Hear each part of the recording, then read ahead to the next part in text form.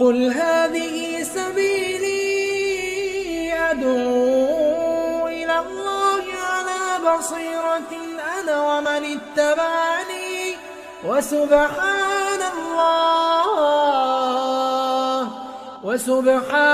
الله وما أنا من المشركين. الحمد لله رب العالمين والعاقبة للمتقين ولا عدوان إلا على الظالمين والصلاة والسلام على أشرف الأنبياء والمرسلين محمد وعلى آله الطيبين الطاهرين وعلى صحابته الغر المحجلين وعلى من تبعهم بإحسان إلى يوم الدين. أما بعد، فعن أبي هريرة رضي الله تعالى عنه قال قال رسول الله صلى الله عليه وسلم: إذا استيقظ أحدكم من نومه فلا يغمس يده في الإناء حتى يغسلها ثلاثا فإنه لا يدري أين باتت يده. متفق عليه. وهذا لفظ مسلم. وأما لفظ البخاري فهو: إذا توضأ أحدكم فليجعل في أنفه ماء ثم لينثر، ومن استجمر فليوتر، وإذا استيقظ أحدكم من نومه فليغسل يده قبل أن يدخلها في الوضوء. حضرین کرام، آج کی جو حدیث ہمارے سامنے ہے، اس حدیث کے اندر اگر کوئی شخص سے بیدار ہوتا ہے تو ایسی صورت میں اسے اپنے دونوں ہاتھوں کو پہلے دھلنا چاہیے اور اس کے بعد پھر کسی پانی کے برتن میں اپنا ہاتھ ڈالے. اسی سے متعلق یہ حدیث ہے. حدیث کے اندر حضرت ابو ہریرہ رضی اللہ تعالیٰ عنہ کہتے ہیں کہ نبی اکرم صلی اللہ علیہ وسلم کا فرمان ہے کہ جب تم میں سے کوئی نیند سے بیدار ہو تو اپنے ہاتھ کو برتن میں نہ ڈالے، برتن میں اپنے ہاتھ کو نہ ڈبوئے یہاں تک کہ اسے 3 بار دھل لے، اس لیے کہ اسے یہ پتہ نہیں ہے کہ اس کے ہاتھ نے کہاں پہ رات گزاری ہے. یہ متفق علیہ روایت ہے، یعنی اسے امام بخاری اور امام مسلم رحمہ اللہ نے ذکر کیا ہے، اور جو الفاظ سے مؤلف نے ذکر کیے وہ الفاظ امام مسلم رحمہ اللہ کی اپنی صحیح کی ہیں. صحیح بخاری کے اندر جو الفاظ ہیں اس کے اندر تھوڑی تفصیل ہے، یا آپ یہ کہیں کہ کچھ مزید چیزوں کا بیان ہے.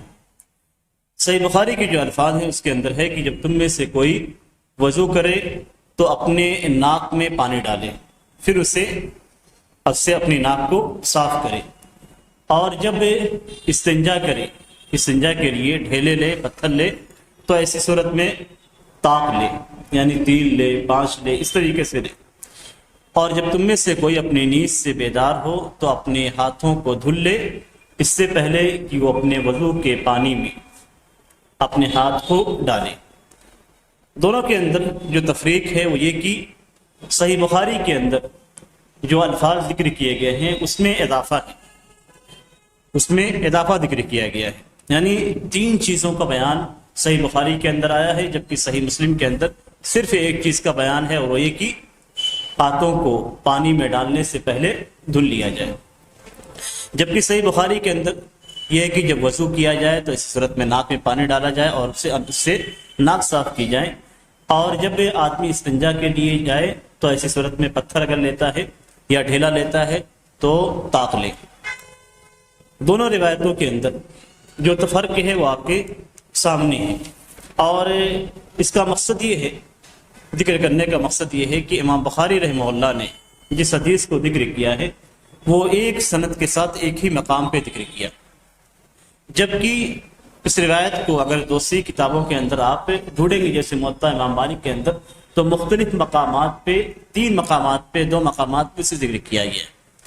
یعنی امام بخاری رحمہ اللہ کا یہ منہج ہے، اور انہوں نے اسے اپنی کتاب کے اندر جو اپنایا ہے اس میں یہ ہے کہ جس طریقے سے بسا اوقات حدیثوں میں اختصار کرتے ہیں اور حدیث کے بعض ٹکڑے کو ذکر کرتے ہیں، بعض کو چھوڑ دیتے ہیں، اسی طریقے سے بسا اوقات ایک سند سے آئی ہوئی 3 روایات کو، ایک سند سے آئی ہوئی 3 حدیثوں کو ایک ہی سند کے تحت اکٹھا کر دیتے ہیں. تو یہاں بھی امام بخاری رحمہ اللہ نے یہی عمل کیا. یہ حدیث 3 الگ الگ مواقع سے حضرت امام بخاری رحمہ اللہ نے سنا، لیکن جب بخاری کے اندر ذکر کی تو ایک ہی سند کے ساتھ ساری حدیثوں کو جمع کر دیا، اور یہ امام بخاری رحمہ اللہ کی انفرادیت ہے جو اس طرح کے عمل کو وہ انجام دیتے ہیں۔ حدیث کے اندر جو ذکر کیا گیا ہے اس میں یہ بات کہی گئی ہے فلا یغمس یدہ حتی فلا یغمس یدہ فی الاناء حتی یغسلها ثلاثا، کہ اپنے ہاتھوں کو نہ ڈبوئیں۔ اور بعض روایتوں میں ہے جیسے امام بخاری رحمہ اللہ کی جو کتاب ہے اس کے اندر ہے کہ اپنے ہاتھوں کو دھل لے۔ اب یہاں پہ ہاتھ سے مراد کیا ہے؟ جیسا کہ ذکر کیا گیا کہ ہاتھ سے مراد کبھی کبھی پوری ہتھیلی ہوتی ہے، کبھی کہنی تک اور کبھی کندھے تک، یہ 3 اطلاق ہے عربی زبان میں ہاتھ کا۔ یہاں پہ ہاتھ سے مراد کیا ہے؟ اس لیے کہ ظاہر سی بات ہے جس مراد کو ہم جانیں گے اسی مراد کے مطابق ہم عمل کریں گے۔ تو یہاں پہ ہاتھ سے مراد ہتھیلی ہے، ہاتھ سے مراد ہتھیلی ہے۔ اگر کوئی شخص اپنی کہنی کو پانی کے اندر بیدار ہونے کے بعد ڈال دیتا ہے، یا کہیں پہ کسی بالٹی میں یا کسی برتن میں پانی رکھا ہوا ہے اور بیدار ہونے کے بعد وہ کھڑا ہوتا ہے یا پھسل کر اس کا ہاتھ اس کی کہنیاں چلی جاتی ہیں، تو ایسی صورت میں یہ اس میں سے خارج ہے جو حدیث کے اندر ذکر کیا گیا ہے۔ حدیث کے اندر جو منع کیا گیا ہے اس حکم سے خارج ہے۔ یہاں پہ ہتھیلی مراد ہے، یہاں پہ ہتھیلی مراد ہے کہ اپنی ہتھیلیوں کو دھلنے سے پہلے پانی میں نہ ڈالیں۔ دوسری جو روایت ہے جو امام بخاری رحمہ اللہ کے ہیں اس میں یہ ہے کہ قبل ان يدخلها فی وضوئه، اس سے پہلے کہ اپنے وضو کے پانی میں ڈالے، یعنی اسے دھل لے قبل اس کے کہ اسے وضو کے پانی میں ڈالے۔ وہاں پہ داخل کرنے کا لفظ استعمال کیا گیا ہے۔ مسلم کے جو الفاظ ہیں اس کے اندر ڈبونے کا لفظ استعمال کیا گیا ہے۔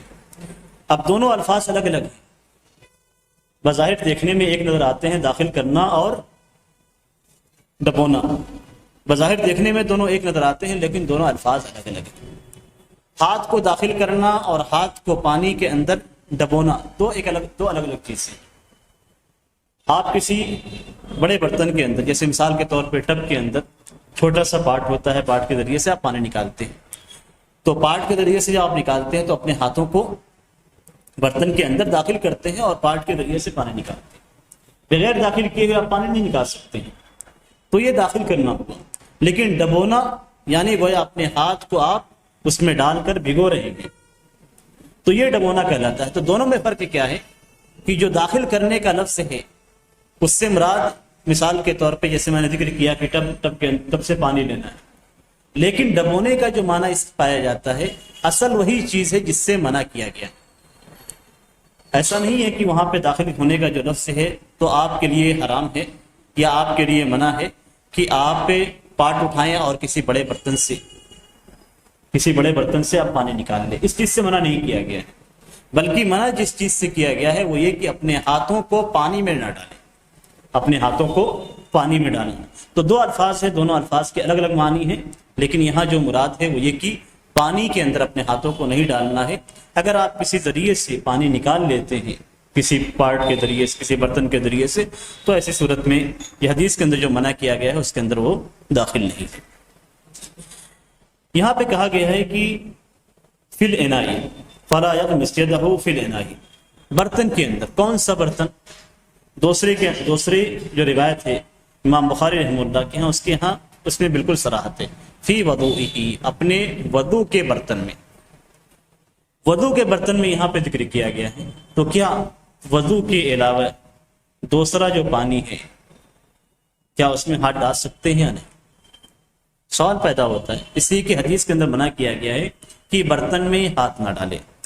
دوسری حدیث میں کہا گیا ہے کہ اپنے وضو کے پانی میں ہاتھ نہ ڈالے۔ تو ایسی صورت میں کیا چیز مراد ہے؟ یہاں پہ اصل میں برتن مراد ہے، کوئی بھی برتن ہو، چاہے آپ کے وضو کے پانی کا برتن ہو جس میں پانی ہے، یا کوئی ایسا برتن ہے جس سے آپ وضو نہیں بناتے ہیں، تو دونوں مراد ہیں، یعنی ہر وہ چیز، ہر وہ برتن جس کے اندر پانی رکھا گیا، تو یہاں پہ یہ چیز مراد ہے۔ اب یہ مثال کے طور پہ یہاں وضو کا پانی مراد ہے، اب غسل کے لیے آپ نے بالٹی رکھی ہوئی، تو کیا اس بالٹی میں اپنے ہاتھ کو ڈال سکتے ہیں؟ نہیں، اس لیے کہ یہاں جو تخصیص کی گئی وہ صرف اس لیے نہیں کہ وہ وضو کا پانی ہے، بلکہ اس لیے کہ وضو اور غسل اور اسی طریقے سے دوسرے اعمال جو آپ پانی سے انجام دیتے ہیں، ان ساری چیزوں میں آپ ہاتھ ڈالیں گے تو ہاتھ ڈالنے کی وجہ سے وہ پانی نجس ہوتا ہے یا نہیں ہوتا، یہ علماء کرام کے درمیان مختلف ہی ہے۔ لیکن چونکہ حدیث کے اندر صرف برتن کا ذکر کیا گیا ہے جس میں پانی موجود ہے، اس لیے آپ اس برتن میں مطلقاً ہاتھ نہیں ڈال سکتے ہیں، چاہے وہ آپ کے وضو کا پانی ہو، غسل کا پانی ہو، دوسرے استعمال کا پانی ہو، اس لیے کہ حدیث کے اندر منع کیا گیا ہے۔ حدیث کے اندر مزید کہا گیا ہے حتی یغسلھا ثلاثا، یہاں تک کہ اسے وہ 3 بار دھل لے۔ اب دھلے کس طریقے سے سوال پیدا ہوتا ہے، یا تو پاٹ کے ذریعے سے پانی نکالے اور اپنے ہاتھوں کو دھلے، یا پھر اس برتن کو تھوڑا سا ترچھا کر کے اور اس سے پانی نکالے۔ یہ اس زمانے کے اندر جو پچھلے زمانے ہیں اس کے اندر یہ ساری چیزیں تصور کیا جا سکتا ہے، لیکن آج کے زمانے میں نل ہے، نل کھلا، آپ نے ہاتھ دھل لیا۔ یہاں پہ جو کہا گیا ہے حتی یغسلھا ثلاثا، یہاں تک کہ اس کو 3 بار دھل لے۔ بعض روایتوں میں حتی یفرغ علیہا، کہ اس پہ 3 بار پانی اڈھولے۔ یہاں پہ ایک اور چیز کہی گئی ہے کہ 3 بار، یعنی گویا اگر آپ 1 بار ہاتھ دھلتے ہیں تو کافی نہیں، 2 بار دھلتے ہیں تب بھی کافی نہیں، 3 بار دھلتے ہیں تو اس صورت میں آپ شریعت پہ عمل کر رہے ہیں۔ اب 3 بار دھلنے کا حکم کیوں دیا گیا ہے؟ اس لیے کہ پہلی بار اب جب ہاتھ پہ پانی لیں گے تو ایسی صورت میں نجاست آپ کے ہاتھ پہ رہے گی، دوسری بار آپ جب پانی ڈالیں گے تو ایسی صورت میں نجاست آپ کے ہاتھوں سے چلی جائے گی، اور تیسری بار جب آپ پانی ڈالیں گے تو بالکل صاف ستھرا ہو جائے گا۔ تو شریعت کے اندر ہر چیز کو، خاص طور سے طہارت کو بہت ہی دقیق طریقے سے لیا گیا ہے، بہت ہی باریکی سے لیا گیا ہے، اور اس کا بہت زیادہ اہتمام کیا گیا ہے۔ تو یہاں پہ جو ذکر کیا گیا ہے 3 بار کا، اسی لیے تاکہ مکمل طور سے صفائی ہو جائے اور کسی قسم کی گندگی یا نجاست ہاتھوں میں باقی نہ رہے۔ یہاں پہ حتی یغسلھا ثلاثا، حتی کا لفظ استعمال کیا گیا، یہاں تک کہ اسے 3 بار دھلے، یعنی اگر وہ 3 بار دھل لیتا ہے تو اس کے بعد اس کے لیے جائز ہے کہ اپنے ہاتھوں کو پانی میں ڈال لے، یعنی پانی میں ڈبو لے۔ اس کی علت کیا ہے جو حدیث کے اندر منع کیا گیا ہے؟ حدیث کے اندر کوئی بھی چیز جب منع کی جاتی ہے شریعت کے اندر تو اس کی کوئی نہ کوئی علت ضرور پائی جاتی ہے۔ یہاں پہ کیا علت بیان کی گئی؟ نبی اکرم صلی اللہ علیہ وسلم فرماتے ہیں فَإِنَّهُ لَا يَدْرِي أَيْنَ بَاتَتْ يَدُهُ، اس لیے کہ اسے معلوم نہیں ہے کہ اس کے ہاتھ نے رات کہاں گزاری ہے۔ آدمی جب سو جاتا ہے تو اسے اپنے اعضاء کا پتہ نہیں ہوتا، تو اس کا ہاتھ کہاں تھا اسے پتہ نہیں ہے، تو اسی وجہ سے یہاں پہ منع کیا گیا ہے۔ منع اس لیے کیا گیا ہے تاکہ اس کا ہاتھ، ہو سکتا ہے اٹھنے کے بعد اس کے ہاتھ میں نجاست لگی ہو تو، یا کسی ایسی چیز کو چھو لیا ہو جس میں نجاست رہی ہو اور پھر ہاتھوں میں نجاست منتقل ہو گئی ہو، تو اس وجہ سے منع کیا گیا ہے کہ اسے معلوم نہیں ہے کہ نجاست لگی ہے یا نہیں لگی۔ تو یہ علت ہے ہاتھوں کے دھلنے کی۔ اور اس حدیث کے اندر اس بات سے منع کیا گیا ہے کہ کوئی بھی شخص جب نیند سے بیدار ہو تو 3 بار دھلے بغیر اپنے ہاتھوں کو کسی برتن میں نہ ڈالے۔ اور یہاں پہ جو حکم دیا گیا ہے کہ اپنے ہاتھوں کو دھل لے یا اپنے ہاتھوں کو نہ ڈبوئے، یہ واجب ہے۔ منع کیا گیا ہے تو تحریم کے لیے، یعنی حرمت کے لیے، اور حکم دیا گیا ہے تو واجب کے لیے۔ تو اس یہاں پہ دونوں چیزیں جمع ہو گئی، ایک طرف نبی اکرم صلی اللہ علیہ وسلم ہاتھوں کو ڈالنے سے منع کرتے ہیں، دوسری طرف ہاتھ کے دھلنے کا حکم دیتے ہیں۔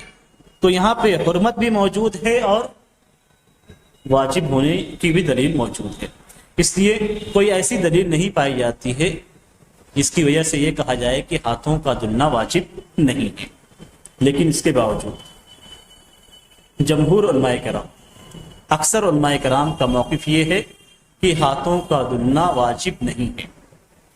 حدیث میں آپ نے دیکھ لی حدیث کے الفاظ کیا ہیں اور کس چیز پہ حدیث دلالت کرتی ہے، لیکن اس کے باوجود اکثر علماء کرام کا یہ کہنا ہے کہ ہاتھوں کا دھلنا واجب نہیں ہے بلکہ مستحب ہے، اور جو منع کیا گیا ہے وہ کراہت کے لیے، اس لیے کہ اللہ تبارک و تعالیٰ قرآن مجید میں فرماتا ہے یا ایھا الذین آمنوا اذا قمتم الی الصلاۃ فاغسلوا وجوہکم، کہ اے ایمان والو جب تم نماز کے لیے کھڑے ہو تو اپنے چہروں کو دھلو.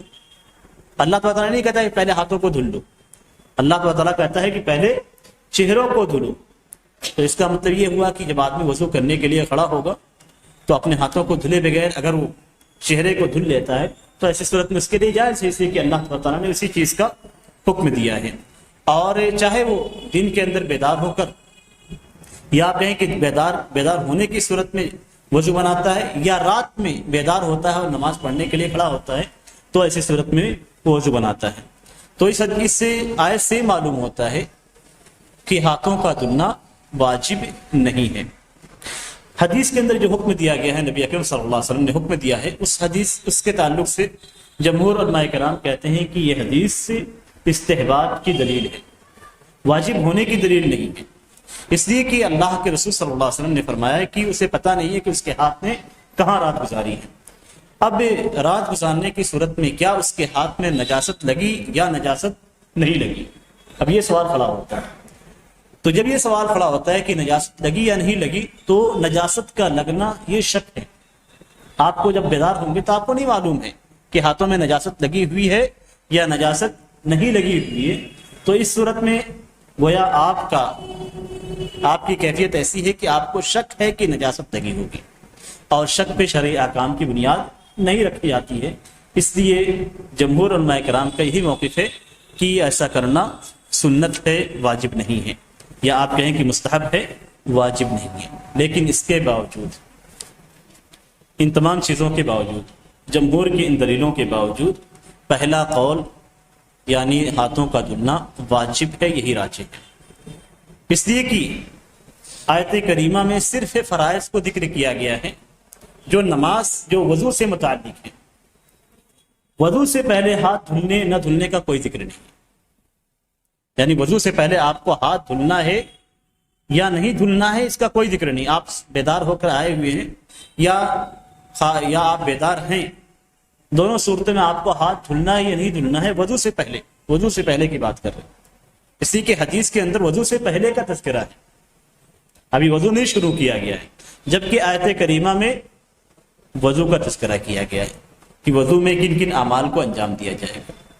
تو دونوں کے درمیان کسی قسم کا کوئی تعارض نہیں. حدیث وضو سے پہلے پہ دلالت کرتی ہے اور آیت کریمہ وضو کی کیفیت کو بیان کر رہی ہے. تو دو الگ الگ چیزیں ہیں، اس لیے دونوں کے درمیان کسی قسم کا ٹکراؤ یا کسی قسم کا تعارض نہیں ہے. اس صورت میں ہم یہ نہیں کہیں گے کہ آیت کریمہ کے خلاف پڑھ رہی ہے، حدیث آیت کریمہ کے خلاف آ رہی ہے، نہیں. حدیث اپنے مقام پہ صحیح ہے، اپنے حکم میں صحیح ہے، اور آیت کریمہ اپنے مقام پہ درست ہے، اس میں کوئی حرج کی بات نہیں ہے. جہاں تک کہ ان افراد کا یہ کہنا ہے کہ ہو سکتا ہے نجاست لگی ہو یا نجاست نہ لگی ہو، نجاست لگی ہو یا نہ لگی ہو، تو اگر نجاست لگی ہو تو پھر کیا ہوگا؟ سوال یہ پیدا ہوتا ہے. شریعت اس بات کا بہت زیادہ اہتمام کرتی ہے کہ انسان کا بدن نجاست سے بالکل پاک رہے. اسی لیے اگر آپ غور کریں تو نبی اکرم صلی اللہ علیہ وسلم کی وہ حدیث ہے کہ آپ صلی اللہ علیہ وسلم دو قبر والوں کے پاس سے گزرے، پھر آپ نے کہا کہ ان دونوں کو عذاب دیا جا رہا ہے، انہما لیعذبان، ان دونوں کو عذاب دیا جا رہا ہے. آپ نے فرمایا وما یعذبانی فی کبیر، یہ کسی بڑے معاملے میں ان کو عذاب نہیں دیا جا رہا ہے. پھر آپ نے کہا کہ اگرچہ وہ چھوٹا نظر آتا ہے لیکن بڑا ہے. پھر جو سبب ذکر کیا گیا، ایک چغلخوری کرتا تھا، غیبت کرتا تھا، اور دوسرے کے تعلق سے آپ صلی اللہ علیہ وسلم نے فرمایا کہ وہ اپنے پیشاب کے چھینٹوں سے نہیں بچتا تھا. یعنی پیشاب کے چھینٹوں سے نہ بچنا یہ قبر میں عذاب دیے جانے کا سبب ہے. اسی لیے شریعت اسلامیہ بدن کی نظافت کا، کپڑے کی طہارت کا، ان ساری چیزوں کا غایت درجہ اہتمام کرتی ہے، کسی بھی شک والے معاملے کو چھوڑتی نہیں. حالانکہ عام طور سے جو قاعدہ ہے شریعت کے اندر وہ یہ کہ شک کا اعتبار نہیں کیا جائے گا، شک کا اعتبار نہیں کیا جائے گا. لیکن یہاں پہ اس مقام پہ شریعت نے شک کا اعتبار کیا، باقی مقامات پہ شک کا اعتبار نہیں کیا ہے. تو مثال کے طور پہ آپ نے وضو بنا لیا تو اب باوضو آپ ہیں، اور وضو ہونے کے بعد آپ بھول گئے کہ کیا آپ کا وضو ٹوٹا یا وضو نہیں ٹوٹا. آپ کو یاد نہیں پڑتا ہے کہ میرا وضو کہیں پہ ٹوٹا تھا، لیکن آپ کو شک ہے کہ ہو سکتا ہے کہ جو ہے ہوا خارج ہو گئی ہو اور مجھے معلوم نہ ہوا ہو، یا خارج ہو گئی وہ مجھے یاد نہیں ہے. تو ایسی صورت میں شریعت کا جو اصول ہے، شریعت کا جو اصول ہے وہ اصول یہی ہے کہ آپ کو جس بات کا یقین تھا اسی یقین پہ آپ برقرار رہیں گے جب تک کہ اس کے مخالف آپ کو یقین نہ ہو جائے. یعنی آپ وضو سے ہیں تو آپ نے آپ کو باوضو ہی شمار کریں گے جب تک کہ آپ کو بے وضو ہونے کا یقین نہ ہو. لیکن یہاں پہ جو حکم لگایا گیا، چونکہ نجاست کا معاملہ ہے، آپ کا ہاتھ نجس ہو جائے گا، نجاست کا معاملہ ہے، اس لیے یہاں پہ شک کی بنیاد پہ نبی اکرم صلی اللہ علیہ وسلم نے ہاتھ کے دھلنے کا حکم دیا. اس بارے میں علماء کرام کے درمیان کوئی اختلاف نہیں ہے کہ اگر کوئی شخص نیند سے بیدار ہوتا ہے اور بیدار ہونے کے بعد وہ اپنے ہاتھوں پہ نجاست دیکھتا ہے، یا اسی طریقے سے ہاتھوں میں بدبو ہے جس کی وجہ سے وہ سمجھ جاتا ہے کہ یہ نجاست ہے، تو اگر اس طرح کی بو کے ذریعے سے یا خود دیکھ کر اسے معلوم ہو جاتا ہے کہ ہاتھوں پہ نجاست ہے، تو ایسے صورت میں اس کے اوپر پانی میں ہاتھ ڈالنا حرام ہے. اس میں کوئی اختلاف نہیں علماء کرام کے پاس. لیکن اگر یہ چیزیں نہیں پائی جاتی ہیں اور پھر اس کے بعد کیا اس کے لیے دھلنا واجب ہے یا مستحب ہے، یہ علماء کرام کے درمیان مختلف ہی مسئلہ ہے. اور اس سلسلے میں راجح یہی ہے کہ اس کا دھلنا واجب ہے، اس لیے کہ نبی اکرم صلی اللہ علیہ وسلم نے ایک طرف منع فرمایا ہے اور دوسری طرف حکم دیا ہے. اور جب تک کہ ان دونوں چیزوں کو اپنے مقام سے ہٹانے کے لیے کوئی دلیل نہیں مل جاتی، اس وقت تک جس سے منع کیا وہ حرام ہے اور جس کا حکم دیا وہ واجب ہے. حدیث کے اندر بظاہر ایسا نظر آتا ہے کہ یہ حدیث رات میں بیدار ہونے کے بعد، یعنی آپ رات میں سوئے اور اس کے بعد بیدار ہوئے تو اس وقت آپ کے لیے دھلنا واجب ہے. بظاہر ایسا نظر آتا ہے، اس لیے کہ حدیث کے اندر ہے فَإِنَّهُ لَا يَدْرِي أَيْنَ بَاتَتْ يَدُهُ، اس لیے کہ اسے پتہ نہیں ہے کہ اس کے ہاتھ نے کہاں رات گزاری. باتا کا لفظ استعمال کیا گیا، اور باتا کا لفظ عربی زبان میں رات گزارنے کے لیے استعمال کیا جاتا ہے، رات کے لیے استعمال کیا جاتا ہے. اسی لیے بعض علماء کرام کہتے ہیں کہ ہاتھ دھلنے کا جو حکم ہے وہ رات کی نیند کے بعد ہے، دن کی نیند کے بعد نہیں. یعنی دن میں اگر کوئی شخص سو جاتا ہے تو ایسی صورت میں اس کے لیے ہاتھ دھلنا واجب نہیں ہوگا، لیکن اگر رات میں سوتا ہے تو ایسی صورت میں جب بیدار ہوگا تو اس کے اوپر ہاتھوں کا دھلنا واجب ہوگا. لیکن دوسری حدیث کے اندر اس کی تائید بھی ملتی ہے. نبی اکرم صلی اللہ علیہ وسلم فرماتے ہیں اذا قام احدکم من اللیل، کہ تم میں سے اگر کوئی رات میں بیدار ہو. اور یہاں بھی ہے این باتت یدہ، رات میں اس کے ہاتھ نے کہاں رات گزاری، تو دونوں جگہوں پہ یہ ہے. لیکن اس کے باوجود علماء کرام نے کہا ہے، یہ دوسرا قول ہے. پہلا قول یہ ہے کہ رات سے بیدار ہوگا تبھی ہاتھوں کو دھلنا واجب ہوگا، اور اگر رات دن میں بیدار ہوتا ہے تو اس صورت میں اس کے اوپر واجب نہیں ہے. دوسرا قول اس مسئلے میں یہ ہے کہ چاہے رات کی نیند ہو یا دن کی نیند، دونوں صورتوں میں ہاتھوں کا دھلنا واجب ہے. اور اس کی وجہ کیا ہے؟ اس لیے کہ نبی اکرم صلی اللہ علیہ وسلم نے یہاں پہ رات کا جو ذکر کیا ہے، اس لیے کہ آدمی عام طور سے پہ رات میں ہی سوتا ہے اور رات میں زیادہ آزاد ہو کے سوتا ہے بنسبت دن کے. اس لیے کہ دن ایسا ہوتا ہے کہ اگر آدمی سوتا ہے تو کم از کم تھوڑا بہت یعنی بیداری کی حالت میں رہتا ہے، یا آپ یہ کہیں کہ کم از کم وہ چوکنا رہتا ہے. لیکن رات میں جب سوتا ہے تو ایسی صورت میں بالکل آپ جسے کہتے ہیں، یہ کہیں کہ بالکل چارپائی بچھا کے سو جاتا ہے، یعنی بالکل ہی بے خبر ہو کے سو جاتا ہے. لیکن دن کی نیند میں بے خبر نہیں ہوتا. اس لیے نبی اکرم صلی اللہ علیہ وسلم نے رات کا ذکر کیا اور دن کا ذکر نہیں کیا. بعض علماء کرام کہتے ہیں کہ یہاں پہ بطور اغلب، چونکہ آدمی عام طور سے رات میں سوتا ہے، اسی لیے بطور غالب یہاں پہ رات کا تذکرہ کیا گیا، ورنہ ایسی بات نہیں ہے کہ دن کا معاملہ رات سے مختلف ہے. یہاں پہ جو راجح قول ہیں ان دونوں مسئلوں میں وہ یہ کہ چاہے رات میں سوئے یا دن میں سوئے، دونوں صورتوں میں جب بیدار ہو تو ایسی صورت میں اپنے ہاتھوں کو دھلے. اسی لیے عبادات کے اندر عام طور سے یہی کہا جاتا ہے عبادات میں، اور یہ بھی ایک عبادت ہے جو نبی اکرم صلی اللہ علیہ وسلم نے حکم دیا جس چیز کے کرنے کا، وہ بھی ہم کرتے ہیں تو عبادت اور عمل ہی ہے. عبادات کے اندر، عمل کے اندر کسی چیز کو وسعت دے کر اپنانا، اختلاف سے بچتے ہوئے نکل جانا، یہ زیادہ مناسب ہے۔ یہاں جیسے مثال کے طور پہ دو قول میں، اب پچھلا مسئلہ آپ لے لیے، ایک کہتا ہے واجب ہے، دوسرا مستحب ہے۔ وہاں پہ اگر آپ دیکھیں تو احتیاط یہ ہے کہ واجب کو اختیار کیا جائے، تاکہ کہیں ایسا نہ ہو کہ اللہ تعالیٰ کے ہم واجب ہو اور ہم نے مستحب کے طور پہ کبھی چھوڑ دیا تو پھر ہم سے اس کا معاف نہ ہوگا۔ اس مسئلے میں بھی دیکھیے، کچھ کہتے ہیں رات کی نیند اور کچھ کہتے ہیں دن کی نیند، رات اور دن دونوں کی نیند۔ تو اب دن اور رات کی نیند کو لیا جائے گا احتیاطی طور پہ، یا صرف رات کی نیند کو لیا جائے گا؟ احتیاط اسی میں ہے کہ ہم دن اور رات دونوں کی نیند سے بیدار ہونے کے بعد اپنے ہاتھوں کو 3 بار دھلیں۔ اس حدیث کے اندر علامہ خطابی رحمہ اللہ کہتے ہیں کہ اس حدیث کے اندر اس بات کو ذکر کیا گیا ہے کہ عبادات کے باب میں احتیاط پہ عمل کرنا چاہیے، نہ کہ غیر احوط قول پہ۔ اسی لیے بعض علماء کرام کہتے ہیں کہ اختلاف سے نکلنا بہتر ہے، اختلاف سے نکل کے ایسے قول کو اختیار کیا جائے جو دونوں قول کو شامل ہو، یہ زیادہ بہتر ہے۔ یہاں پہ علماء کرام کا ایک اس میں تیسرا مسئلہ ہے اس حدیث سے متعلق، اور اس میں علماء کرام کا اختلاف ہے کس سلسلے میں کہ دھلنے کی حکمت کیا ہے، دھلنے کی حکمت کیا ہے۔ جو حکمت ذکر کی گئی ہے فَإِنَّهُ لَا يَدْرِي أَيْنَ بَاتَتْ يَدُهُ، کیا یہ حکمت ہے، علت ہے، اس پہ احکام کی بنا رکھی جائے گی، دوسرے احکامات کو اس سے جوڑا جائے گا، اس پہ قیاس کر سکتے ہیں یا نہیں؟ تو اس سلسلے میں علماء کرام کا 2 قول ہیں۔ پہلا قول یہ ہے کہ نبی اکرم صلی اللہ علیہ وسلم نے جس بات کا حکم دیا ہے یہ بات ایسی ہے جس میں کوئی حکمت نظر نہیں آتی ہے۔ جو آپ نے ذکر کیا، علت ذکر کی، وہ ایک الگ چیز ہے، لیکن اس کی حکمت اور علت کو ہم لے کر دوسرے احکامات کی بنا اس پہ نہیں رکھتے۔ یہ تعبدی مسئلہ ہے، اسے تعبدی کہا جاتا ہے، جس کی حکمت ہمیں سمجھ میں نہ آئے۔ کہتے ہیں جس کی حکمت سمجھ میں نہیں آتی ہے وہ تعبدی ہے۔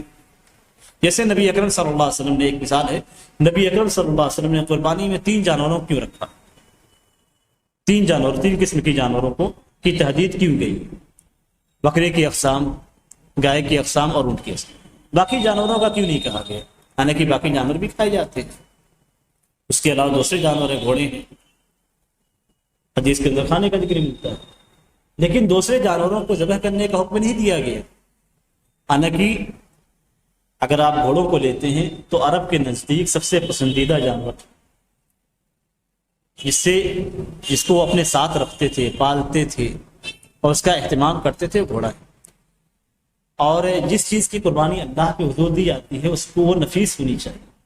تو اس اعتبار سے اگر دیکھیں تو گھوڑوں کی قربانی زیادہ بہتر ہوتی، لیکن اس کے باوجود اللہ تعالیٰ نے صرف 3 اجناس کو رکھا ہے۔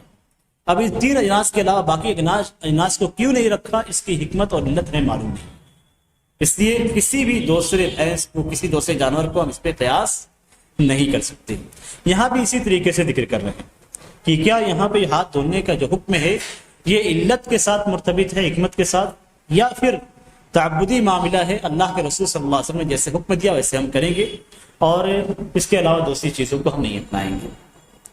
پہلا قول تو آپ نے سن لیا۔ دوسرا قول یہ ہے کہ یہ ایسی چیز ہے جس کی علت اور اس کی حکمت سمجھ میں آتی ہے، اور جب علت اور حکمت سمجھ میں آتی ہے تو جہاں جہاں یہ علتیں پائی جائیں گی وہاں یہ حکم پائے جائے۔ مثال کے طور پہ نبی اکرم صلی اللہ علیہ وسلم نے یہاں پہ حکم دیا کہ رات سے جب بیدار ہو تو اپنے ہاتھوں کو دھلیں، اس لیے کہ اس کی علت کیا ہے کہ اسے معلوم نہیں کہ اس کے ہاتھوں نے کہاں کہاں پہ رات گزاری۔ اب جیسے مثال کے طور پہ ایک انسان ہے صحرا میں، مثال کے طور پہ، یا اس مقام پہ جہاں پہ پانی نہیں ہے۔ اب اس مقام سے وہ آیا ہوا ہے، اس نے پتھر کے ذریعے سے اپنا استنجا کیا اور اپنے قضائے حاجت پوری کی، ٹھیک ہے۔ اس کے بعد جب فارغ ہوا تو آنے کے بعد، اب چونکہ پتھروں کے ذریعے سے اس نے کیا تھا اور اس کے بعد اس کا ہاتھ مختلف مقامات تک گیا، اور پھر کیا وہ کسی پانی کے اندر اپنے ہاتھ کو ڈال سکتا ہے یا نہیں؟ اس لیے کہ خاص طور سے جب بڑی قضائے حاجت ہوگی تو اس صورت میں اس کے ہاتھوں میں نجاست لگنے کا خطرہ ہے۔ تو اگر یہ صورتحال پیش آتی ہے تو ایسی صورت میں اپنے ہاتھوں کو پانی میں ڈال سکتا ہے یا نہیں؟ یا مثال کے طور پہ اس نے استنجا کیا اور پیشاب کے بعد چھٹے اس کے ہاتھوں پہ پڑ گئے، یا صفائی کرتے ہوئے اس کے ہاتھوں پہ آ گئے اور اس نے جو ہے مٹی سے اسے صاف کر دیا، ٹھیک ہے، باقی مکمل ہو گئی. کیا اب اس صورت میں وہ اپنے ہاتھوں کو پانی میں ڈال سکتا ہے یا نہیں؟ اگر ہم یہ کہتے ہیں کہ رات سے بیدار ہونے کا جو حکم ہے، بیدار ہونے کے بعد ہاتھ دھلنے کا جو حکم ہے، یہ تعبدی معاملہ ہے، اس کی حکمت اور علت نہیں لی جائے گی، تو ایسی صورت میں اپنا ہاتھ ڈال سکتا ہے، اس لیے کہ وہ بیدار نہیں ہوا، اس لیے کہ وہ رات سے بیدار نہیں ہوا، بیدار ہے. اور اگر ہم یہ کہتے ہیں کہ اس کی علت ہمیں سمجھ میں آتی ہے، حکمت جو نبی اکرم صلی اللہ علیہ وسلم نے ذکر کی وہ حکمت سمجھ میں آ رہی ہے اور اس پہ عمل کریں گے، تو اس صورت میں ہاتھ نہیں ڈال سکتا، اس لیے کہ کتنا بھی آپ رگڑیں گے نجاست کا کچھ نہ کچھ حصہ آپ کے مسامات میں موجود ہوگا اور وہ پانی تک منتقل ہو جائے گا.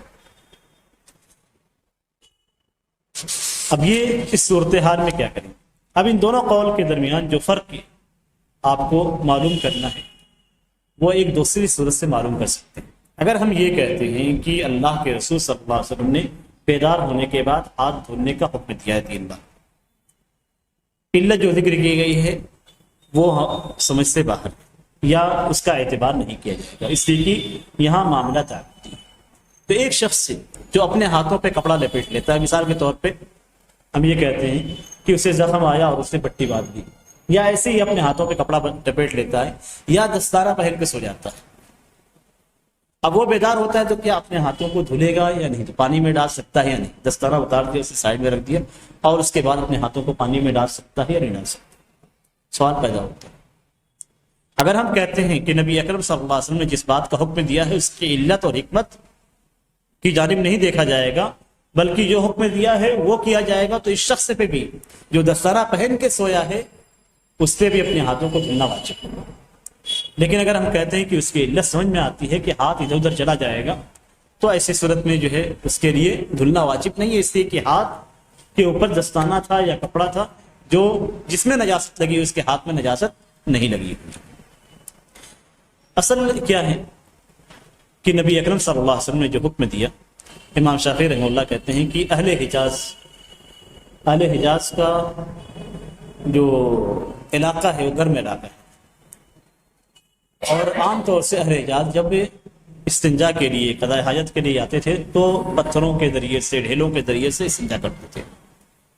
اب اس صورت میں جو استنجا کرتے تھے اور سوتے تھے، اور یہاں پہ دن کا بھی آپ کر سکتے ہیں، رات کا بھی کر سکتے ہیں، جب سوتے تھے تو ایسی صورت میں پسینہ ہوتا تھا، اور جب پسینہ بہتا تھا تو سارے مقامات سے پسینے نکلتے تھے، تو اس صورت میں نجاست ان کے بدن کے اندر چلی جاتی تھی یا بدن کے بعد دوسرے حصوں تک منتقل ہو جاتی تھی.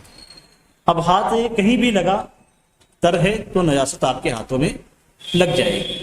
یہ وہ علت تھی جس کی وجہ سے نبی اکرم صلی اللہ علیہ وسلم نے ہاتھوں کو دھلنے کا حکم دیا ہے. آج بھی اس مسئلے میں جو ہے ہو سکتا ہے کہ ہم کہیں مثال کے طور پہ ایک شخص پینٹ پہن کے سوتا ہے، تو کیا وہ اپنے ہاتھوں کو دھلے گا یا نہیں دھلے گا؟ اب اس کے اندر احتمال ہے کہ وہ ہو سکتا ہے کہ نیند کی حالت میں اس کا ہاتھ کسی ایسے مقام تک گیا ہو جہاں نجاست پائی جاتی ہے اور پسینے کی وجہ سے وہ نجاست اس کے ہاتھوں میں منتقل ہو چکی ہے. بہرکیف نبی اکرم صلی اللہ علیہ وسلم نے جس بات کا حکم دیا ہے اس بات کو ہی، اسی عمل کو انجام ہم دیں گے، چاہے علت سمجھ میں آئے یا سمجھ میں نہ آئے. اگر علت سمجھ میں بھی ہمیں آتی ہے تو اس کے باوجود نبی اکرم صلی اللہ علیہ وسلم کے قول پہ، آپ کے حکم میں عمل کرنے میں کوئی حرج نہیں ہے. اس کے بعد چوتھا مسئلہ کھڑا ہوتا ہے کہ اگر آپ نے پانی میں ہاتھ ڈال دیا تو وہ پانی پاک رہے گا یا پاک نہیں؟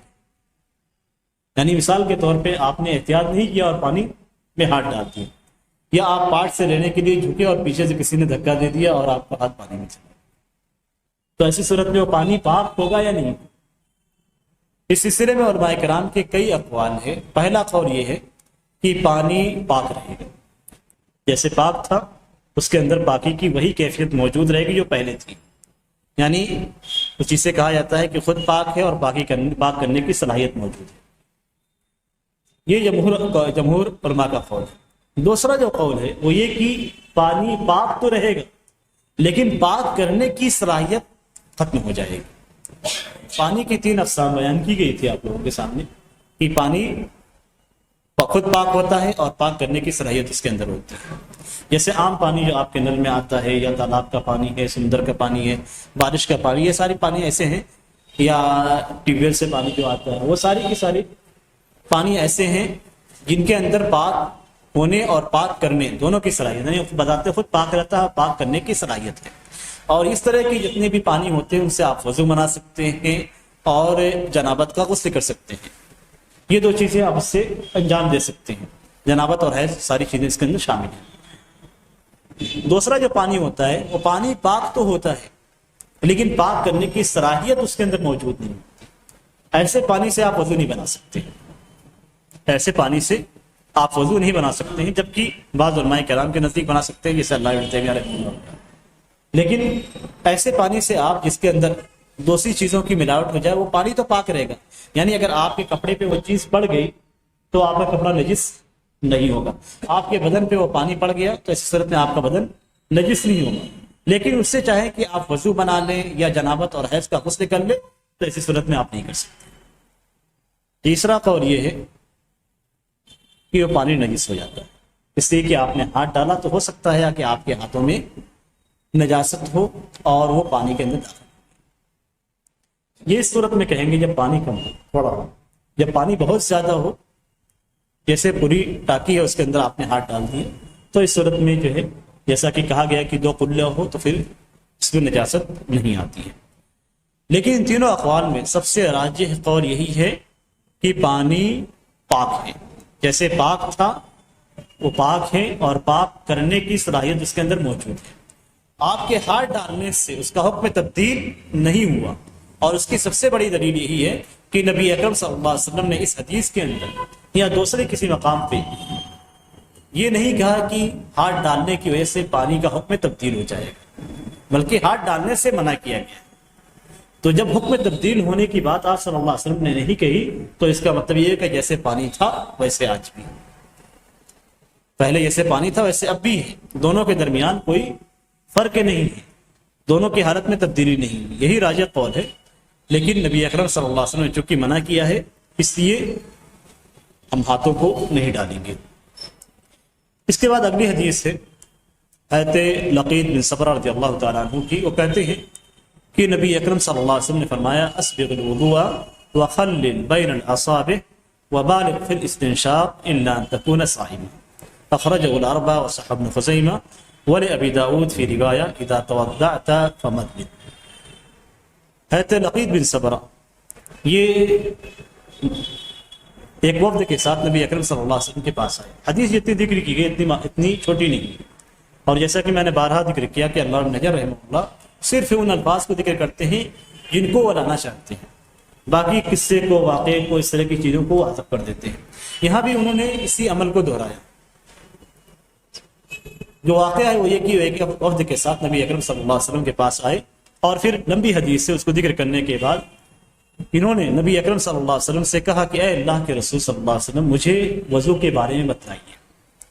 تو نبی اکرم صلی اللہ علیہ وسلم نے فرمایا کہ اسبغ الوضوء، وضو کو مکمل کرو، یعنی اچھی طریقے سے وضو بناؤ. وخلل بین الاصابع، اور انگلیوں کے درمیان خلال کرو. وبالغ فی الاستنشاق، اور ناک میں پانی کھینچنے میں مبالغہ سے کام لو. الا ان تکون صائما، الا یہ کہ تم روزے سے ہو تو پھر اس صورت میں مستثنیٰ ہے. اور ابو داؤد کی ایک روایت میں ہے کہ جب تم وضو کرو تو کلی کرو. اس حدیث کو آپ دیکھیے، اس میں انہوں نے سوال کیا اس چیز کے تعلق سے مجھے وضو کے بارے میں بتائیے. آپ نے کیا کہا کہ وضو کو مکمل کرو، مکمل وضو کرو، اچھی طریقے سے وضو کرو. یعنی سوال کیا گیا وضو سے متعلق اور آپ نے رہنمائی دوسری جانب کی ہے. اس کا یہ مطلب ہوا کہ ان کو وضو کا طریقہ معلوم تھا اور انہوں نے وضو سے متعلق پوچھا. تو اس لیے نہیں کہ وضو کی تفصیل بیان کی جائے، بلکہ وضو کی وہ چیزیں جو عام طور سے لوگوں کی نظر میں نہیں آتی ہے انہیں بتلایا جائے. تو نبی اکرم صلی اللہ علیہ وسلم نے فرمایا کہ وضو کو اچھی طریقے سے کرو اور انگلیوں کے درمیان خلال کرو. یعنی عام طور سے یہ وہ چیزیں ہیں جس سے آدمی غافل ہوتا ہے. تو یہاں پہ رہنمائی جو کی گئی صحابی کی وہ اس جانب کہ جو عام طور سے لوگوں پہ مخفی رہتی ہے، اور یہ تعلیم کا طریقہ ہے، تعلیم کا طریقہ یہ ایک بچے کو جب آپ سکھائیں گے تو اس کو وضو کی پوری تفصیل بتلائیں گے، دیکھو بیٹا پہلے ہاتھ دھلنا ہے، پھر چہرہ دھلنا ہے۔ ایک شخص جو نماز پڑھتا ہے، وضو روزانہ بناتا ہے، اس کو جب آپ سمجھائیں گے تو باریک چیزوں کو سمجھائیں گے۔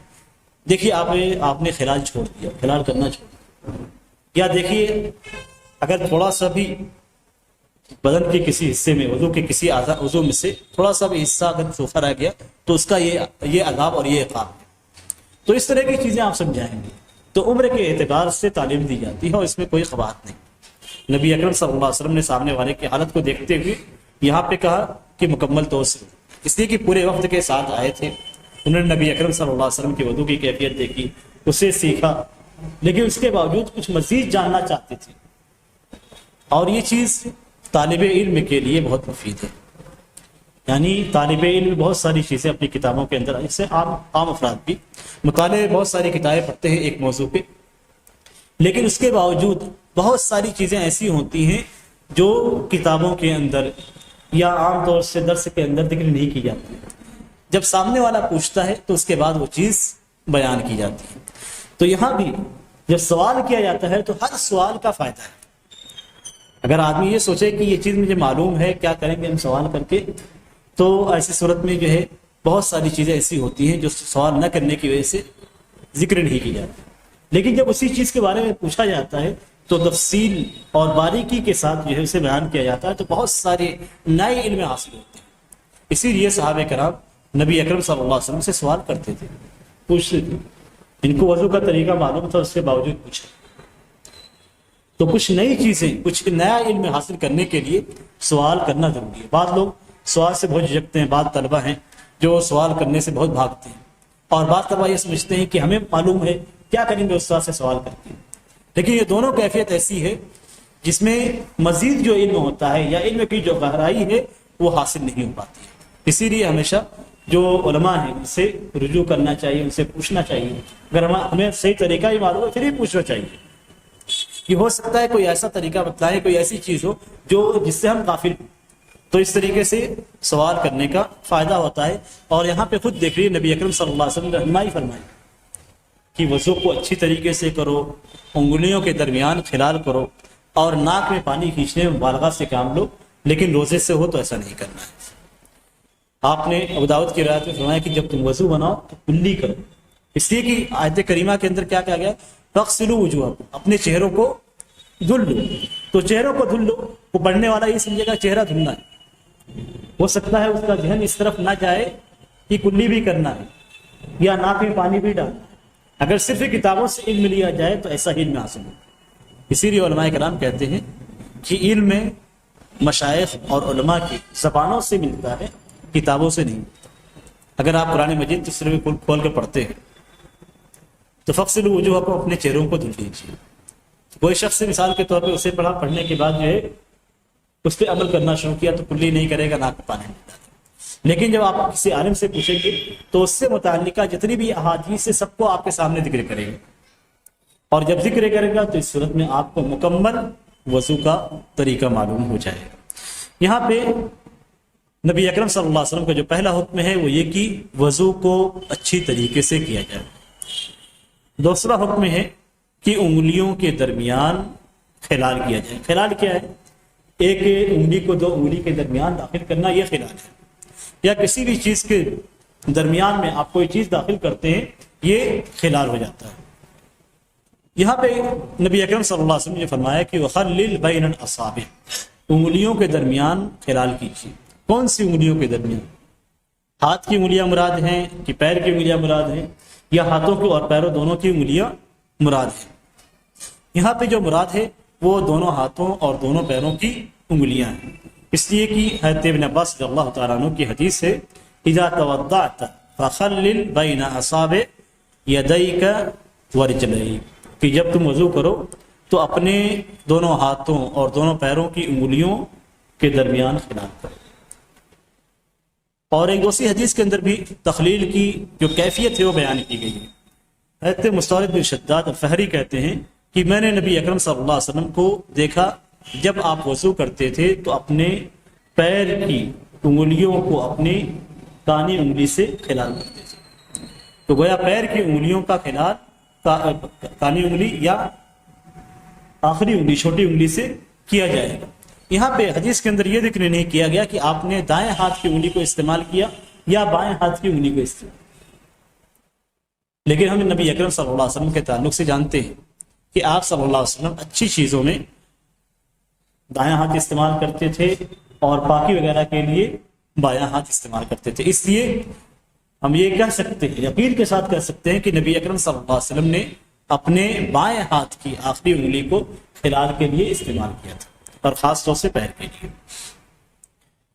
جہاں تک ہاتھوں کی انگلیوں کا تعلق ہے تو اس کا طریقہ جو ہوگا وہ یہ ایک ہی آدمی اپنے ایک ہاتھ کی انگلیوں کو دوسرے ہاتھ کی انگلیوں کے درمیان ایسے کر لے تو اس طریقے سے خراب ہے. بائیں کا کرنا ہے, دائیں کا کرنا ہے تو اس طریقے سے آپ کیجیے, بائیں ہاتھ کا کرنا ہے تو اس طریقے سے آپ کیجیے. تیسری بات جو اس حدیث کے اندر ذکر کی گئی وہ بالغ فی الاستنشاق. استنشاق کہتے ہیں ناک میں پانی کھینچنا. تو نبی اکرم صلی اللہ علیہ وسلم فرمایا کہ ناک میں پانی کھینچنے میں مبالغہ سے کام. آج کورونا کا زمانہ چل رہا ہے اور جو اطباء ہیں ان کا یہ کہنا ہے کہ اگر ناک میں اگر مثال کے طور پہ کورونا کے وائرس سے اور پانی کے ذریعے سے زور سے کھینچا جاتا ہے اور پیٹ میں چلے جاتے ہیں تو مر جاتے ہیں. تو وضو کی جو کیفیت یہاں پہ بیان کی گئی, اگر انسان اس کو اپنا لے تو ایسی صورت میں جتنے بھی وائرس ہوں گے اور جب وہ اگر ناک کے اندر ہے اور پانی کے ذریعے سے وہ کھینچتا ہے اور پھر صاف کرتا ہے تو اگر وہ اندر نہیں گئے تو کم از کم صاف کر کے پانی کے ذریعے سے باہر آ جائیں گے. تو یہاں پہ اطباء نے اس بات کو ذکر کیا ہے کہ وضو کی جو خاصیت یہاں پہ ذکر کی گئی اس حدیث کے اندر یہ کرونا وائرس کے مرض میں کافی مفید ہے, خاص طور سے اس کے بچاؤ کے لیے کافی مفید ہے. تو اسی لیے نبی اکرم صلی اللہ علیہ وسلم نے جن بھی چیزوں کا حکم دیا ہے اس کے اندر کوئی نہ کوئی حکمت یا کوئی نہ کوئی فائدہ ضرور پایا جاتا ہے. نبی اکرم صلی اللہ علیہ وسلم نے صرف ایک حالت میں منع فرمایا, الا ان تکون صائما, الا کہ تم روزے سے ہو تو روزے کی حالت میں ناک میں پانی نہیں کھینچنا. کھینچنے کا مطلب یہ کہ اس طریقے سے نہ کھینچیں کہ آپ کے اندر آ جائے. تو جو مبارکے کا حکم دیا گیا ہے وضو کی حالت کے علاوہ دوسری حالات میں. انشاءاللہ اس پہ مزید کلام اگلے درس میں کیا جائے گا. اللہ تعالیٰ سے دعا ہے کہ اللہ تعالیٰ ہمیں جو ہم نے سنا اس سے فائدہ پہنچائے اور ہمیں مزید علم عطا فرمائے. آمین. صلی اللہ علیہ محمد وعلی آلہ وسلم.